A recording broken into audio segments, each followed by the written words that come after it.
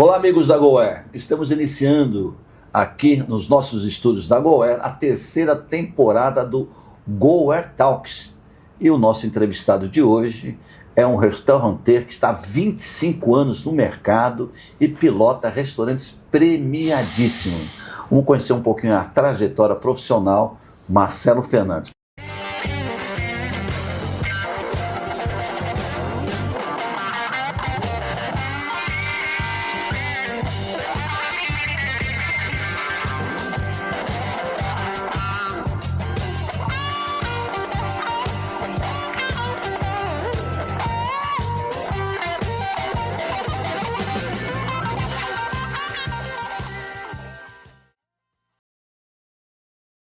Securo, a segurança dos seus bens em sigilo. Marcelo, bem-vindo. Você vem aqui nos estúdios da GoAir para falar um pouquinho, contar um pouco da tua trajetória profissional. Roberto, que alegria estar aqui.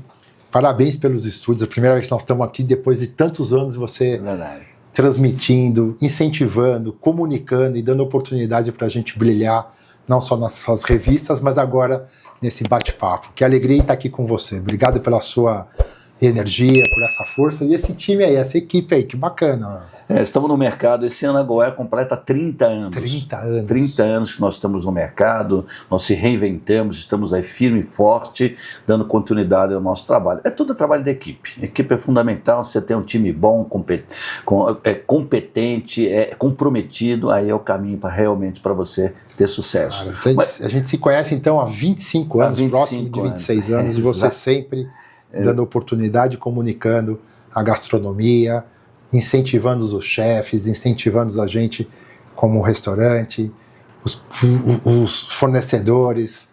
Parabéns, que trajetória linda. Importante. Me fala, como é que você entrou no mercado de setor de gastronomia, que é um mercado altamente competitivo? Como é que foi a tua jornada, a tua entrada nesse segmento? Bom, a grande verdade meus avós maternos, eles tinham restaurantes. Tinham um restaurante na Avenida São João, aí tinha uma mercearia ali no Ipiranga, onde eu sou nascido. E eu comecei muito cedo a trabalhar, né, porque o papai me deu a oportunidade dos estudos, mas falou que se você quer um benefício a mais, você quer um conforto a mais, você tem que começar a buscar. Aí comecei a trabalhar muito jovem, com 14 anos eu comecei a empreender. 14 anos já começou a empreender. Qual que é a tua formação? Administração de empresas. Ah, você se formou em administração. Muito bom. E aí, eu montei uma pequena empresa no escritório. O papai tinha um escritório de contabilidade, advocacia, e tinha lá, falei, não, vou montar aqui Mas o que você vai montar? A gente tinha um tio que os melhores finais de semana é quando a gente ia para casa desse tio, porque tinha refrigerante, tinha lá Coca-Cola, chocolate, à vontade. Tinha um sanduíche, um misto quente, aquelas coisas, né? Esse era o tio preferido. O tio preferido. E ele tinha uma empresa de despachante. Sim. Né? Eu falei, não, vou querer ser igual a ele, né? Porque eu também quero ter tudo isso. E de fato ele me deu a oportunidade. Eu fui um preposto dele, né? E comecei montando um escritorinho, felizmente foi muito bem.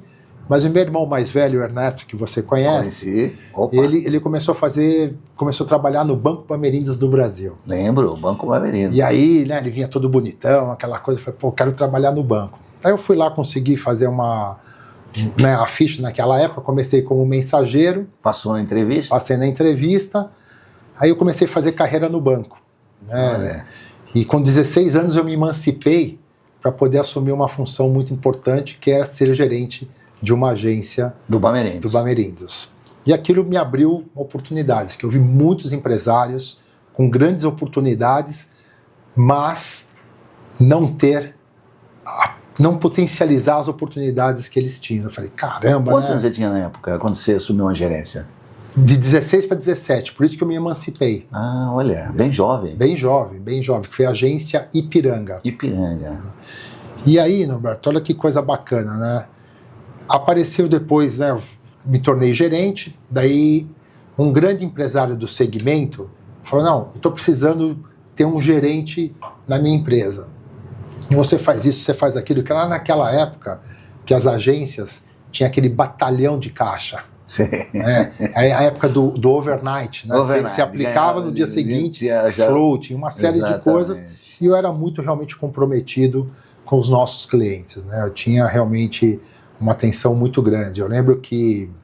E você era sempre muito comunicativo. Acho que ali que começou a nascer essa veia da comunicação, da expressão e tudo mais, ou uma coisa que veio de lá de trás? Né? Eu acho que já... né, eu confesso que eu tenho um pouco de timidez. Eu estou aqui um pouquinho, né? Não fique. Você está entre amigos. Então, justamente com você eu fico à vontade. Né? E aí eu aproveitei a oportunidade que esse empresário falou, puxa vida, a gente vai abrir uma filial em Campinas. Você não quer assumir essa filial? Eu falei, em Campinas, tal. Era uma empresa de higiene, limpeza e descartável. Olha. Ele me fez uma proposta tão maravilhosa. Irrecusável. Irrecusável. Que eu falei, vou, né? E daí, falei, como é que eu vou pedir demissão? Tava lá. Aí eu fui falar com o diretor do Bamerindos. Ele falou, não, de jeito nenhum, você tem muita oportunidade e tal. Vamos te mandar para Nova York. Opa! Eu falei, nossa senhora. Aí teve um café da manhã com esse diretor no extinto Mofarrege, no Maxud Plaza. Maxud Plaza. Aí eu peguei meu carrinho e tal, limpinho, arrumadinho, né? Lá foi você. E eu levei ele até o aeroporto. Aí a gente foi conversando, ele falou, não, vamos ver uma oportunidade, a gente não quer que você saia do banco. Aí nisso eu falei, caramba, como é que eu vou fazer? Daí eu parei, né, deixei ele lá no hangar, parei, peguei uma ficha de telefone, do orelhão. Ligou no orelhão. Liguei para esse empresário e falei, Oscar, você vai me desculpar, eu não vou conseguir assumir essa posição. Ele falou, como assim, Marcelo? Eu falei, não, eu tive uma proposta. Ele falou, não, faz o seguinte, vamos almoçar.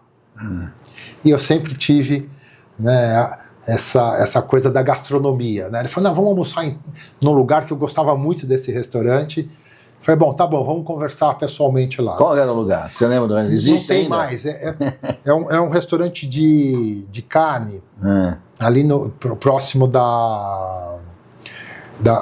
entre a estação Santa Cruz, perto do frango assado do Braseiro. Mas era do outro lado, ele tinha um salsichão. Era uma delícia. Você foi lá? Fui lá. Aí cheguei e tal, ele atrasou um pouquinho, daí ele chegou e falou, o negócio é o seguinte, Marcelão, a oferta que eu te fiz, você dobra ela em dólar. Opa! Porque naquela época o dólar era a moeda, né? Sim. Aí eu falei, não dá mais, né? Mas você tem que fechar agora. Amanhã cedo você já tem que ir. Falei, caramba, como é que eu vou sair dessa? Mas não tinha como, era uma proposta irrecusável. Eu estava super jovem. Nessa ocasião já era 19 anos. Olha isso. Aí, de fato, eu aceitei, daí eu cheguei na agência, fiz um telex. Né, gravei, porque eu estava tremendo e tal, e mandei o telex pedindo a minha demissão.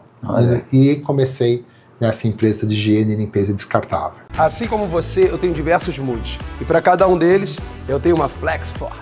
Quando o mood é concentração, eu escolho a Uni, uma cadeira focada em ergonomia que me permite encarar diversas horas de estudo e me preparar para um novo personagem. Tem momentos que meu mood é diversão, uma experiência leve e intuitiva e que tem a minha personalidade expressa em diversas cores. E tem momentos que é preciso encarar novos desafios. Seja no jogo ou na vida real, a Delta é a cadeira gamer mais confortável do Brasil. E o mood dela é competitividade. Com ela, eu estou preparado para vencer os próximos desafios. A FlexForce tem sempre um mood e uma cadeira que combina com você. E aí, bora conferir? Você ficou quanto tempo com essa empresa operando? Essa empresa eu fiquei 3 anos. 3 anos. Porque daí era gerente lá? Era gerente. Né, abrimos a filial. E aí, eu ia e vinha todos os dias. São Paulo e Campinas. Porque era uma delícia dirigir, daí eu já comprei um carro zero, aquela coisa bacana. São Paulo e Campinas. E era antes uma bela estrada, não é uma avenida como é que está hoje. Sim. Aí um belo dia, eu tive não foi um acidente, mas né, foi uma derrapagem e eu vi ali, eu falei, não, preciso ter um ponto de apoio em Campinas. Aí estava começando aquelas redes de flats, né? Sim. Aí eu falei pro Oscar, né, que era o presidente da empresa, eu falei assim, eu vou fazer o seguinte, eu não estou conseguindo vender higiene, limpeza e descartável, para Parthenon, olha, estou lembrando agora, tá vindo Rede aqui. Parthenon, conheço bem. Eu falei, ó, vou conversar com eles para ver se a gente faz uma permuta, daí depois, quem sabe... Eu fico lá tal. De fato, deu certo. Tá. A gente começou a fornecer. Só que quando a gente foi fazer, né, tinha a comissão e tal, logo que a gente foi fazer os acertos de conta, o Oscarzão danado quis me descontar as minhas diárias lá. Eu falei, não, você tá dormindo aqui, café da manhã, claro, pera lá. Não, eu falei, não, Oscar, pô, isso aqui eu tô potencializando e eu tô rendendo muito mais. Tô aqui. E aquilo, né, aí ele falou, não, Marcelão, você tá ganhando muito, dá uma olhada nisso daqui. Aquilo me deu uma estremecida. Eu falei, não tá justo, tal, e incomodou. Aí, o que eu fiz? Saí e montei a minha própria empresa. Para concorrer com ele? Não para concorrer com ele, porque de fato, eu falei para ele, falei assim, ó, vou montar minha própria empresa e você vai ser meu fornecedor. Olha. Mas eu não vou pegar um cliente de vocês. Olha. E aí, de fato, eu comecei a montar minha empresa, também com o apoio do meu pai, com o apoio da minha mãe, a gente fez uma empresa super familiar. E aí comecei, aí veio a globalização, com a globalização a gente perdeu uma grande distribuição, que era a GC Lever, né, que eles queriam fazer a própria logística, daí eu perdi contas como Nestlé, General Motors, eu falei, e agora? E aí que vem a história do Dom. Tá, mas antes de você falar do Dom, eu não falei na abertura, hoje você pilota quais casas? Então, hoje nós temos um grupo, né, que é o Kinoshita, que é na Vila Nova Conceição. Premiadíssimo Kinoshita. Aí a gente tem o Folha. Que é a nossa forneria, pizzaria, que também ganhou prêmio, essa coisa toda. Só tem uma unidade, Folha? Aqui de São Paulo, uma unidade só. A gente tem o Trad, que hoje são 10 unidades. A gente 10 unidades? 10 unidades. A gente conseguiu expandir, infelizmente. Que é a hamburgueria. A hamburgueria. E a gente tem a indústria de pães, que é a paneteria Timino. A Timino. E mais recentemente, a gente trouxe para Vila Nova Conceição a mercearia do Francês, que está ali no coração da Vila Nova Conceição, no Afonso Brás, com a quarto centenário. Estava lá em Genópolis. Estava em Genópolis, a gente fechou porque vai virar um prédio, a gente tem até o direito de retornar lá com a fachada ativa. Perfeito. E para não deixar a marca do Nestlé, a gente teve uma oportunidade super bacana e unimos forças com outro grupo e montamos ali a mercearia do Francês. Agora me fala, como é que você colocou o pé dentro do Dom nessa sociedade com Alex Atala em 1999? A Goer abriu em 95 e eu lembro muito bem que a gente fazia muita reportagem com Alex Atala quando ele era chefe do Filomena. Filomena, atrás, exatamente. Ele era... Foi assim que eu reencontrei o Alex. Sei. Né, porque a gente se perdeu, a gente tem uma história muito bacana, porque eu e o Alex estudamos na mesma escola. Olha. Que era no Regina Mundi. Na verdade, é o Milad. Lá no Ipiranga. É ali no comecinho da Via Anchieta. Exatamente. No Ipiranga ali. Milad, né? E aí, ele estava totalmente diferente, porque o Alex foi DJ, né? O Alex é um... E aí, fui no Filomena comemorar meu aniversário. Ele fala que me reconheceu, mas eu não tinha reconhecido, que ele estava todo elegantão, todo... Aí depois a gente se reencontrou, Na Mesa. Na Mesa, é verdade, ali, Na Mesa, lembra? E aí eu estacionei ali e tal, e aí eu queria abrir Na Mesa em Salvador. Porque nisso meu irmão foi transferido, veio, o Bamerindos acabou sendo adquirido pelo HSBC, e o meu irmão foi um dos poucos diretores que continuou, e ele assumiu o Nordeste. E eu tenho um vínculo Depois o irmão foi para o Panamá. Foi presidente. Ficou CEO do Panamá. O CEO do Panamá. Quando eu falo com ele fala, não, Roberto, eu fui CEO. Exatamente isso. Do Ernesto. Mas antes dele ser, ele assumiu lá o Nordeste. Eu falei, não, preciso fazer alguma coisa para nós estarmos próximos. Eu falei, Alex, vamos montar Na Mesa. Ele falou, peraí, termina de comer aí, eu vou te levar num lugar que você vai ver. E de fato, terminei de comer. Descemos ali a Consolação, entramos ali na Lorena, descemos a Padre João Manuel e entramos na Barão de Capanema. Sim, Barão de Capanema. Ele falou, tá vendo isso daqui? Eu tenho um outro sócio, o Renato, tal, e nós vamos montar aqui o melhor restaurante de São Paulo. Eu falei, caramba, né? Era um projeto... Eu falei, caramba, eu vi tudo aquilo. Aí a gente começou a conversar, aí, né, no dia a dia... Né, eu falei, puxa vida, né, começou a chegar as coisas lá, e o Alex não tinha esse tempo, ele estava envolvido lá. Aí eu falei, não, vem cá, deixa eu administrar isso. Comecei a administrar. Mas você entrou como sócio com ele? Começamos como sócio. Você ficou no administrativo e ele ficou como chefe e tudo mais. Chefe, tá. E foram muitas noites, muitos dias de muito trabalho. O Alex, com a genialidade, com toda a sabedoria dele, né? Realmente ele me deu a oportunidade de cuidar da parte administrativa, financeira, e a gente virou o Dom uma gestão. Sim. Mas tinha um objetivo e um propósito, né? E felizmente a gente conseguiu levar a gastronomia para fora, né? O Alex fez uma feira super importante no Madrid Fusion, onde foi super bem reconhecido. A gente brilhou primeiro fora. E aí o Alex... A virada do Dom foi primeiro lá fora, virou lá fora para depois ser reconhecido. Porque o Alex ele teve a oportunidade de participar de uma grande feira, que é o Madrid Fusion, e ele foi genial, porque ele levou insumos brasileiros maravilhosos. Naquela época, e aí a genialidade do Alex, né? Que palmito pupunha, imagina, né? Ninguém falava, e o Alex fez o carbonara com palmito pupunha, aquelas coisas, né? Então a turma ficou incrível, e aí o Dom começou a ter esse reconhecimento, e felizmente a gente conquistou o 50º melhor restaurante do mundo. Daí isso deu uma outra proporção. Alavancada grande. E aí realmente o Alex potencializou demais. Quanto tempo você ficou com o Alex lá? 6 anos. 6 anos. 6 anos. E você sempre na gestão, e ele era o artista, é o que ficava fazendo o salão, os pratos, viajando. Isso aí. Tudo o Alex mais. é que levava e fazia muito bem com a maestria, até hoje, né? Sim. Essa projeção incrível do chefe, da criação, de criar, e não só, mas também colocar, né, toda a questão de transportar a emoção para a experiência na mesa. Aí chegou e falou, pô, onde é que você chegou e deu aquele clique, falou, poxa, eu vou mudar, não quero mais isso para mim. O que aconteceu? O que aconteceu que você saiu de lá? Eu acabei saindo porque a gente tinha minha empresa paralela de higiene, limpeza e descartável. Mas você continuava com a empresa? E essa empresa, eu tive um sinistro muito forte. A gente teve um 4º, 5º maior incêndio de São Paulo. Olha isso. Porque a gente trazia muitos produtos do sul do país. E deu estática, que veio com uma temperatura, chegou com outra, armazenamos, deu estática, pegou minha fiação e tivemos um incêndio que foi um momento muito difícil. Perda total. Perda total. E a nossa apólice não cobria 50% do que a gente tinha em estoque. Então eu tive que me reinventar, e nesse momento eu acabo saindo do Dom, né, porque eu tinha que me dedicar e recuperar. Você vendeu a tua parte do Dom? Vendi a minha parte. Pegou... Foi uma época que tinha uns sócios... A nossa ideia era muito grande, levar o Dom para fora, fazer uma série de coisas. Aí vendi a minha participação, aí recuperei esse prejuízo.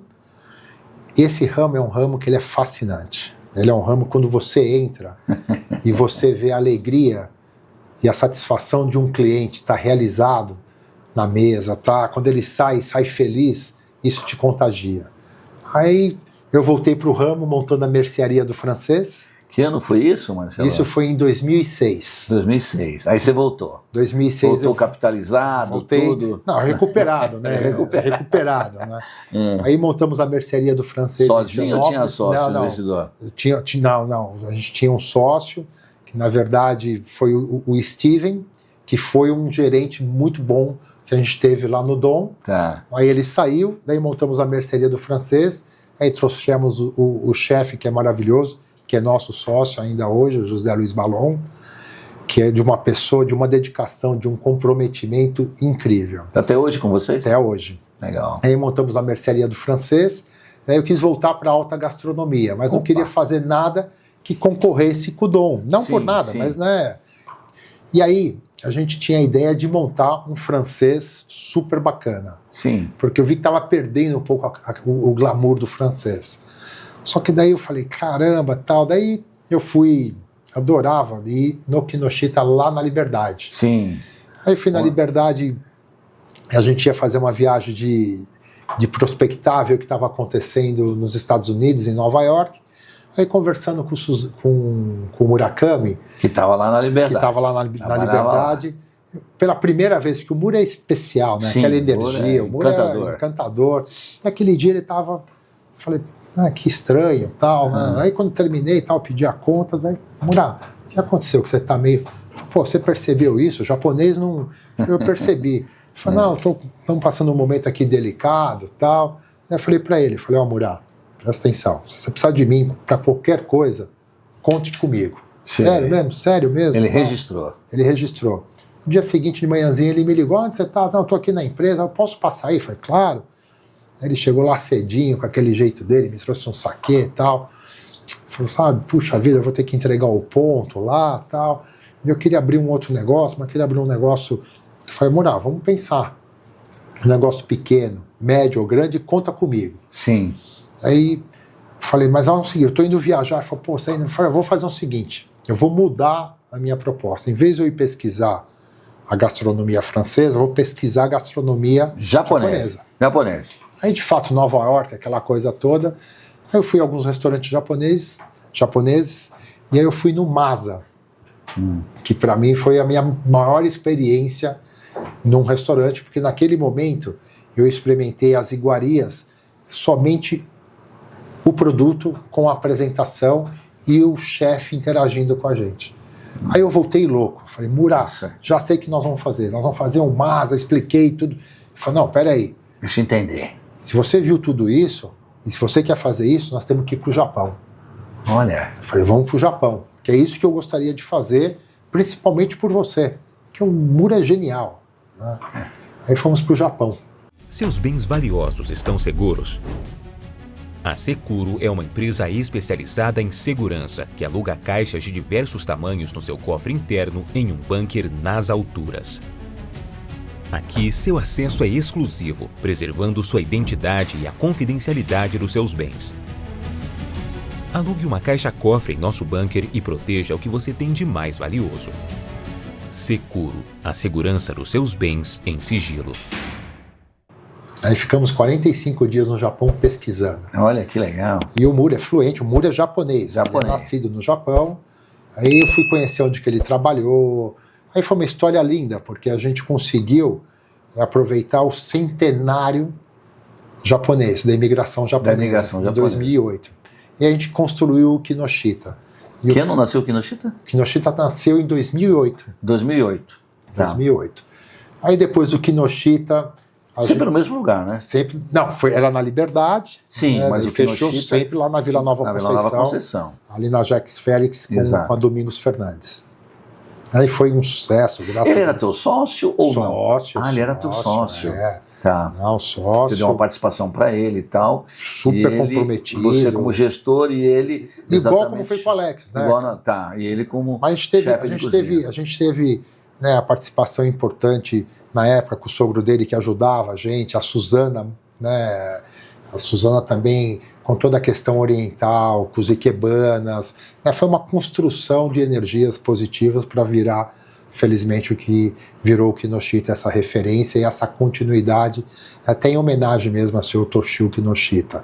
E esse é o nosso desejo, a gente manter o Kinoshita realmente como uma referência. Premiadíssimo. Michelin, ganhou vários prêmios, ganhou o prêmio da Goer, inclusive. Exatamente. Ganhou o prêmio da Goer, Kinoshita, impressionante. Murakami é genial, né?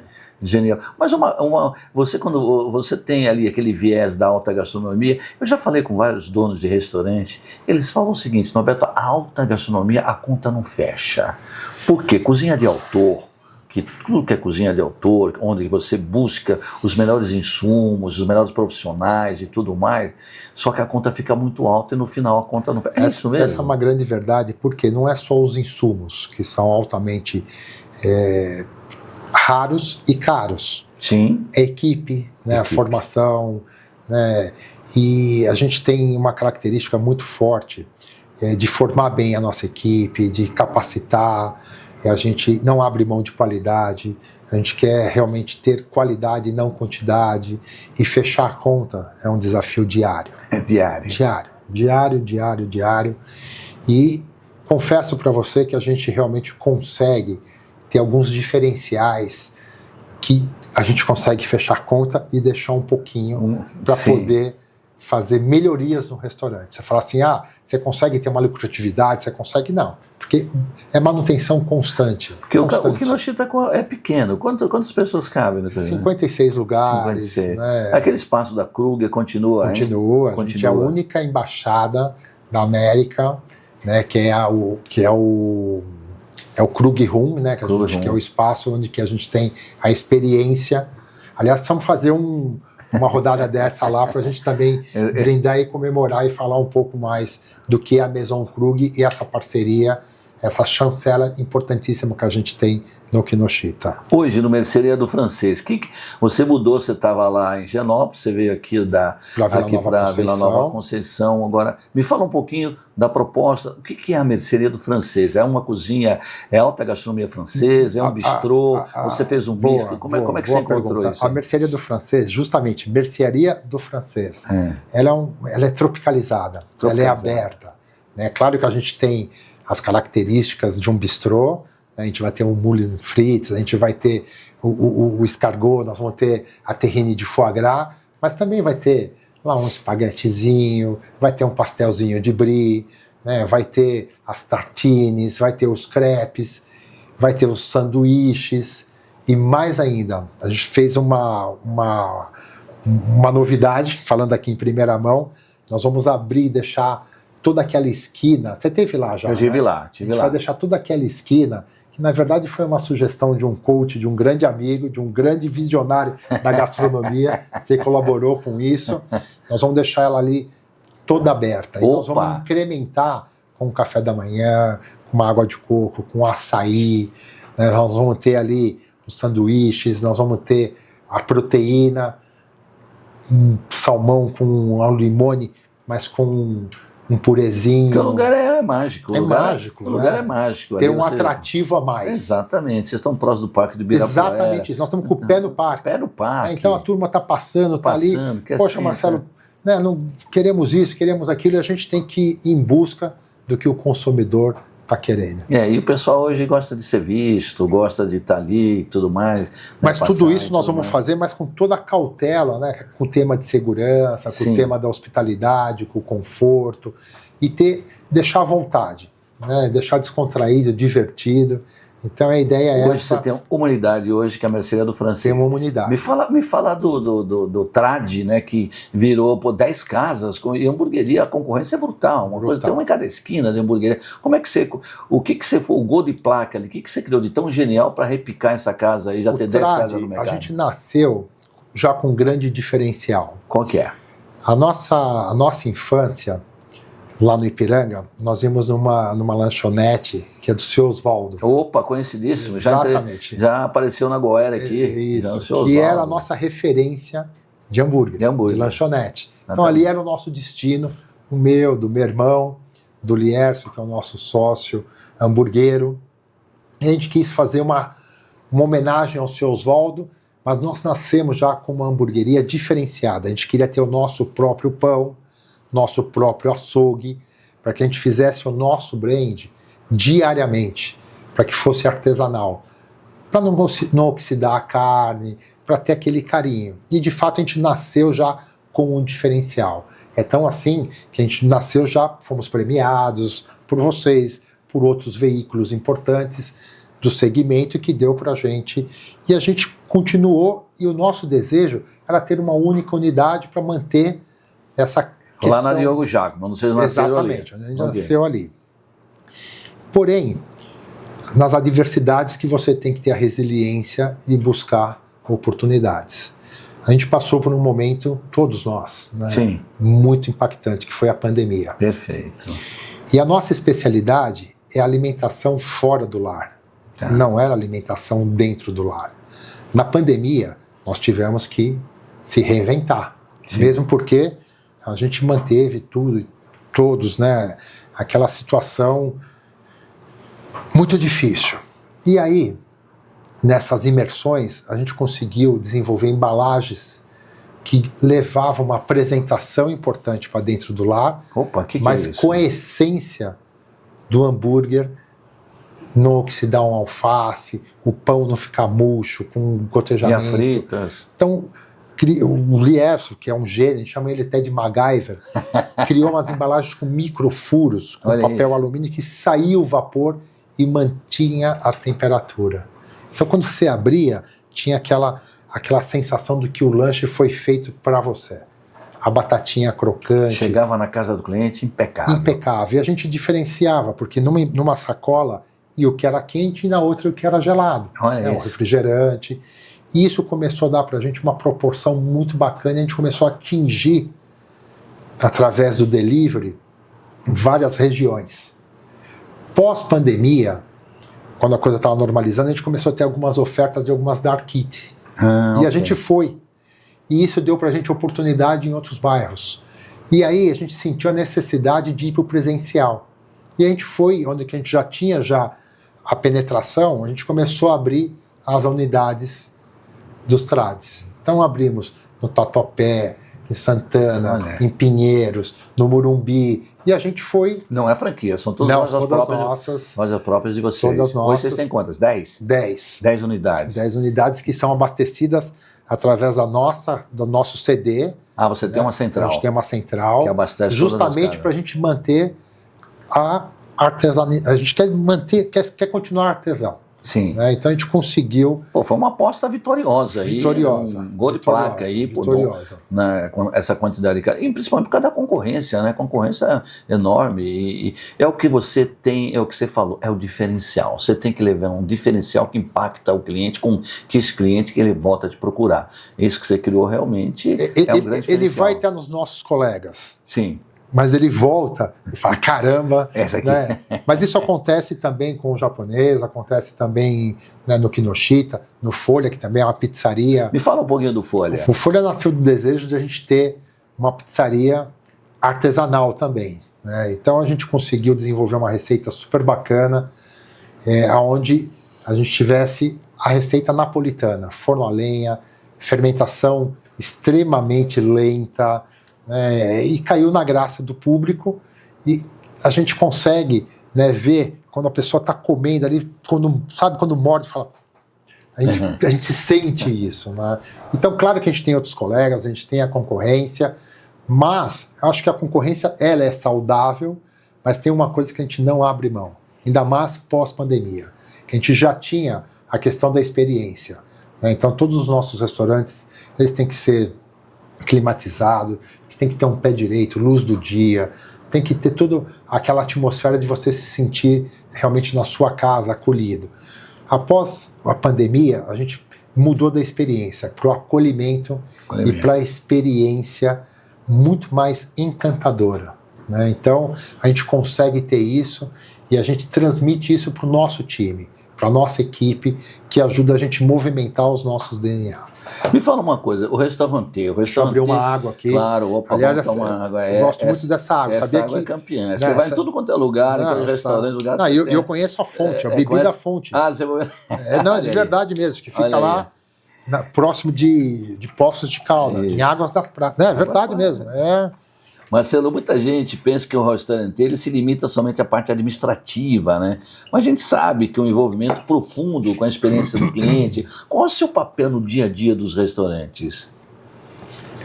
Você é um restauranteiro, que coisa e tal. Mas qual é o seu dia a dia no papel Começa do muito cedo. Começa muito cedo. E termina muito tarde. Não tem final de semana. Não tem final de semana. Não tem horário. Obviamente que agora... Tô ficando mais velho, né? Quantos anos a gente já se conhece? Você tá bem pra caramba. Ainda bem que você não tá nesse ramo. Se bem que no seu ramo também as coisas, essa mudança toda que veio do impresso pro digital. Exato, e vocês também têm uma resiliência que é incrível. Te admiro muito. Meu Obrigado. A gente tem, porque começa muito cedo o nosso segmento, porque a gente tem que receber a matéria-prima. Antes de você receber a matéria-prima, você tem que desenvolver a matéria-prima com o seu produtor. Opa! Isso você tem que receber. Normalmente isso acontece antes das 10 horas da manhã. Porque a gente trabalha muito just in time. Hoje a gente não tem mais os estoques, que a gente quer ter o estoque muito reduzido e trabalhar com frescor e com sazonalidade. Perfeito. Você tem que transformar essa matéria-prima num espaço de 2 horas. Olha isso. Aí você tem que abrir o seu restaurante, você já tem que servir aquela matéria-prima que você recebeu ali entre 8h30, 9 horas, no máximo 10 horas. Aí você tem que fazer todo o serviço de sala. E você tem que receber, muitas vezes, num espaço menor de 3 horas.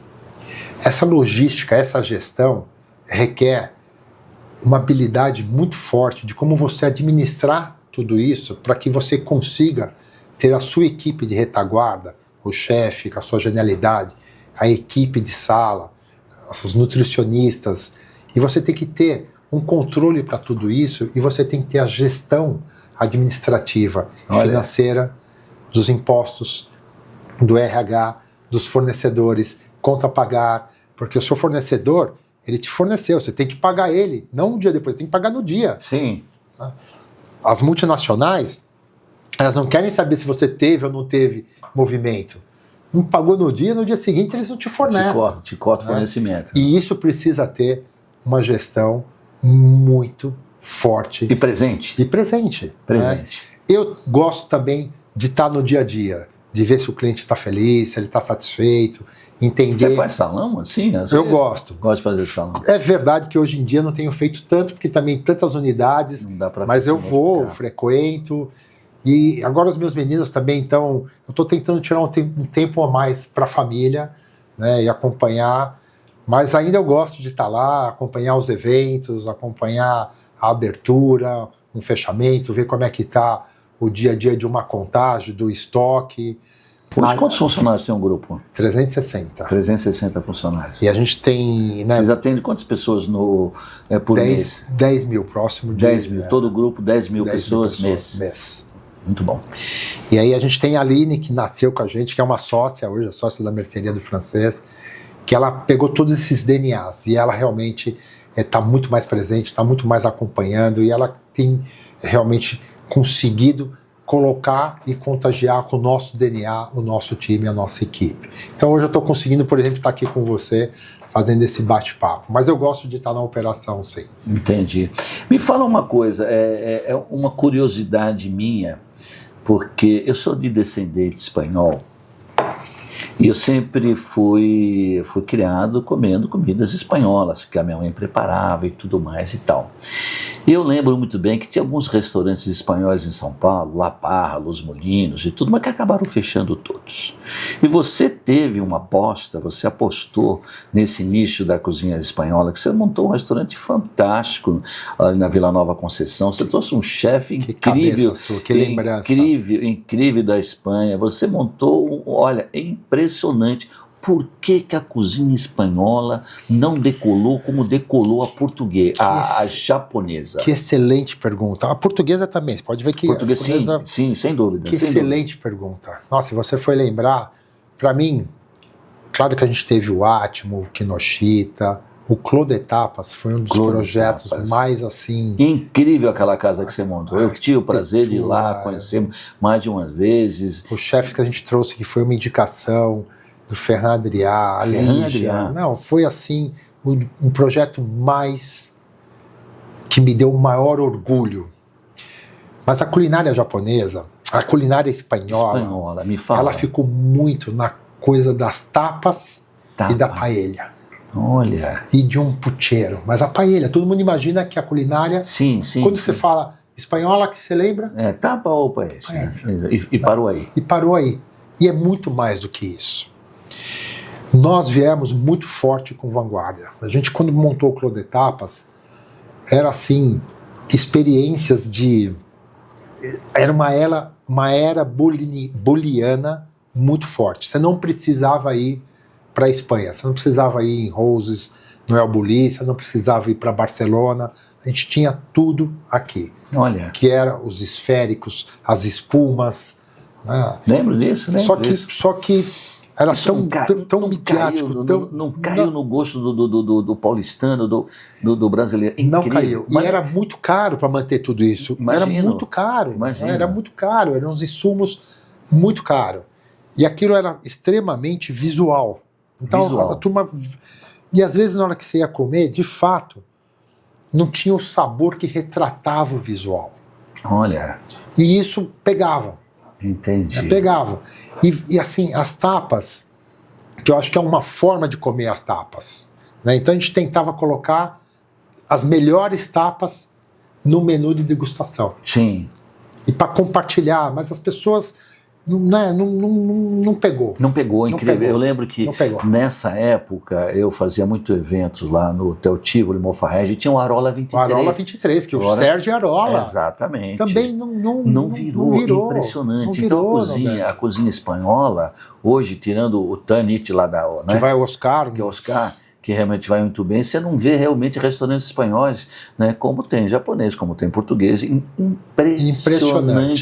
impressionante. É que fica também um pouco, eu acho que hoje a gente já está um pouco mais pronto para ter né, a gente vê vários chefes talentosíssimos fazendo uma comida um pouco mais de vanguarda e já está mais... Porque antes isso era só fora. E olha que eu insisti muito com o Claude Etapes. Você insistiu, você mudava o formato, você chamava outro chefe com outras apostas. Eu lembro que tinha um casal.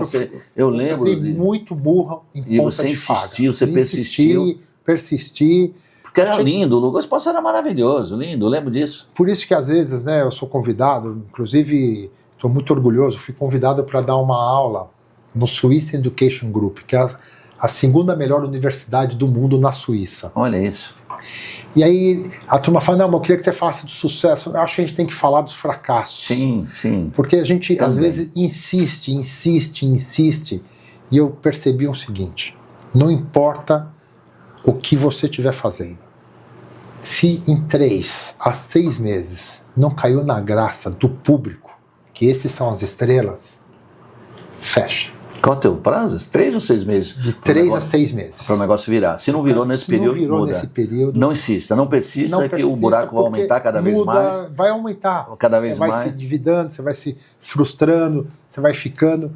Então, para mim, esse é o termômetro. A vida é uma trajetória, uma junção de bons momentos abastecidos por um combustível essencial, a água.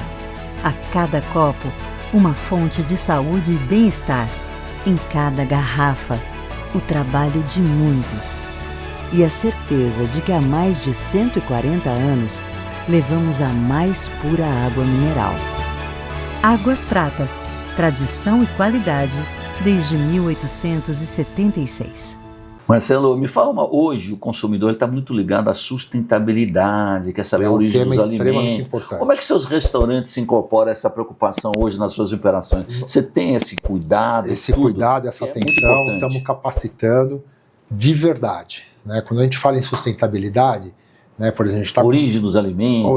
A procedência. Entender cada vez mais se a gente consegue ter fornecedores com o raio mais próximo. Sim. Ver como que a gente consegue fazer os descartes.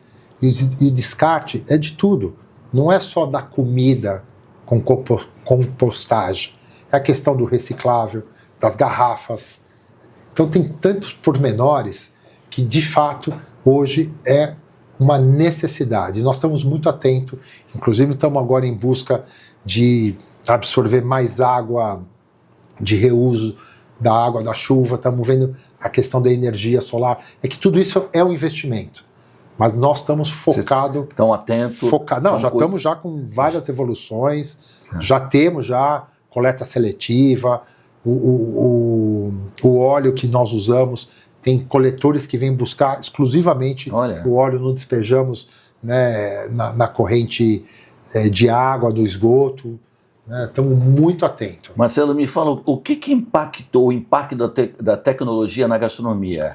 A tecnologia na gastronomia teve as ferramentas do delivery. Me fala um pouquinho. Algumas coisas foram mudando. Né? A gente teve que se adaptar. Né? Que nem, por exemplo, a gente teve um período de segurança. Que a gente não se preocupava com segurança. Daí veio aquela onda dos arrastões. Sim, lembra Aí você teve que se preocupar com segurança. A tecnologia foi um aliado, colocar as câmeras. Sim. Você foi trazendo e colocando como você conseguisse acompanhar. Hoje, por exemplo, se a gente pegar aqui agora, eu vou ver o que está acontecendo em todos os meus restaurantes. Então isso é uma coisa que a gente soube tirar proveito. Agora tem a inteligência. E o delivery ali, hoje no teu negócio específico, quanto representa do faturamento? O delivery, hoje no faturamento. A gente está cada vez mais buscando o delivery, não por nada. A gente está percebendo, que as pessoas estão querendo ficar um pouquinho mais em casa. Sim. O home office, as pessoas também estão fazendo e os executivos também querem produzir mais e diminuir o seu tempo. Então a gente está investindo no atendimento diferenciado fora do lar, que é o nosso delivery. Sim. Isso representa em torno de 30% do nosso negócio. A gente quer aumentar, estamos vendo uma parceria, estamos negociando fortemente com o líder aí, com o iFood, para ver como que a gente consegue cada vez mais os profissionais de entrega, que eles se capacitem também para levar essa experiência para os comensais. Então a gente está focado no delivery, acho que é uma grande oportunidade. Me fala um pouquinho da formação e valorização dos profissionais, porque o setor gastronômico exige equipes altamente qualificadas, onde você investe na formação, valorização dos profissionais, da cozinha, do salão, tal. Como é que você vê esse lado? Essa é uma transformação muito grande. Muito grande. Lá atrás, era considerado subemprego. E eu lembro que era um desafio muito grande, né, do Alex capacitar, treinar, na sala também a gente formar. E tinha uma força de colaboradores que vinham do Sul e do Nordeste. Né?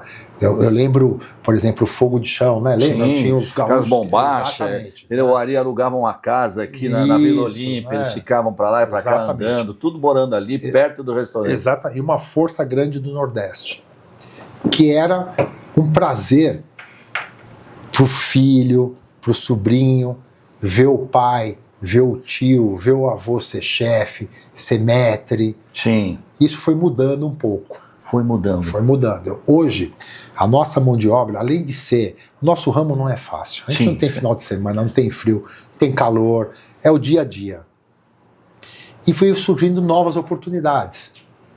E a turma migrou um pouco pós-pandemia. Migrou, é? Esses profissionais acabaram buscando outras fontes de renda. Outras fontes de renda. Foram para a construção civil, foram para o Uber, foram para os call centers, né, que tem uma tranquilidade. Não precisa trabalhar de final de semana, tem o seu período, você vai trabalhar 8 horas. Então a gente perdeu... O Uber, né? Uber, nós perdemos uma força de trabalho muito grande. E a gente tem que capacitar, a gente não coloca o profissional direto na sala, a gente tenta treinar, tenta capacitar. E isso demanda um tempo. Mas a gente está em busca de uma nova força de trabalho jovem, o menor aprendiz. Então a gente está começando... Onde é que você busca esses jovens? Junto às faculdades de gastronomia? Um pouco de cada. Um pouco de cada? E tem alguns projetos muito bacanas de iniciativas nas comunidades que estão criando oportunidades para trazer para a gente profissionais. Né? Então, a gente vai na comunidade, a gente faz uma parceria e traz para dentro do nosso negócio e dá a oportunidade da formação para que o nosso vire uma carreira. Sim. E está acontecendo isso. A gente está vendo pessoas que começaram como cumim, garçom, maître, gerente e por aí vai. Isso é um grande desafio, hein? É um grande desafio. Essa mão de obra. É um grande obra, desafio do nosso setor. O setor de gastronomia. Hotelaria, bufês e tudo mais. Eventos. Realmente a mão de obra aí, como você sinaliza que está indo para outros setores, fica muito cada vez mais desafiador. Porque começa muito cedo, não tem hora para terminar. É um envolvimento muito importante para a gente transmitir uma boa energia para os nossos clientes. Então a gente não pode trazer os nossos problemas para dentro da sala. Isso requer uma capacitação, um treinamento, e todo mundo é ser humano, não é todos os dias que a gente está bem. Exatamente. Né? Marcelo, me fala uma coisa, você deve pesquisar, viajar e tudo mais. O que você vê assim, de uma nova onda gastronômica aí, que está chegando? Você consegue visualizar alguma coisa nova aí, que de repente já está no teu radar para você lançar alguma coisa? É o que nós estamos tentando fazer com a mercearia do francês, porque a alta gastronomia hoje, as pessoas não estão mais dispostas a ficarem 3 horas sentada, comendo, explicação, né? Não, esse prato foi isso. Querem uma mais descomplicação, mais divertida, mais leve. E tem uma tendência muito forte, que é irreversível, que é a história dos celíacos, do não glúten. Né? Isso é uma coisa que realmente... Tem que ficar atento, que é uma onda que está vindo, está chegando. Não é uma onda, é uma necessidade. Porque cada vez mais as pessoas estão tendo restrições e a gente tem que se preocupar com essa característica que é muito forte hoje, de uma forma geral. Sim. Em relação àqueles jovens empreendedores que saem de faculdades, conseguem sair de uma empresa, já tem um pouco de capital e tudo mais. O que você diria para uns conselhos para esses novos empreendedores que querem empreender no setor da gastronomia? O que você falaria para esse pessoal? Isso acontece muito, né? A turma quer, porque o nosso segmento, ele é um segmento que ele é muito, né? Se a gente for viver esses programas televisivos, né? Chefes de virar um popstar. Super, popstar, né? Então todo programa mundo de quer ser televisão, chefe, né? Todo mundo quer ser chefe. Mas antes de você ser o chefe, os bastidores, até você chegar, é muita dedicação, muito comprometimento e lembrar que você tem que se doar. Tem que se doar todos os dias. E o final de semana, a festinha, vai ficando cada vez mais para frente.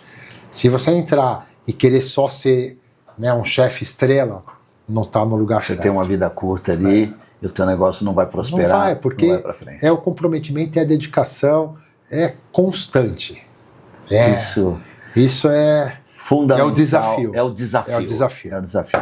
Amigos da Goer, tá aí, Marcelo Fernandes, esse restaurante, tem inúmeras histórias deliciosas aí, que ele contou um pouco aqui, já contou um pouco em off também para nós, que vocês vão conferir aí no Goer Talks. Vamos pegar um resumo dessa entrevista, também vamos publicar na próxima edição da revista Goer, no caderno de Gastronomia. Valeu, a gente se encontra pela cidade. Obrigado, Marcelo. Obrigado você, obrigado a todos aí, espero que a gente consiga, né, estar mais vezes juntos.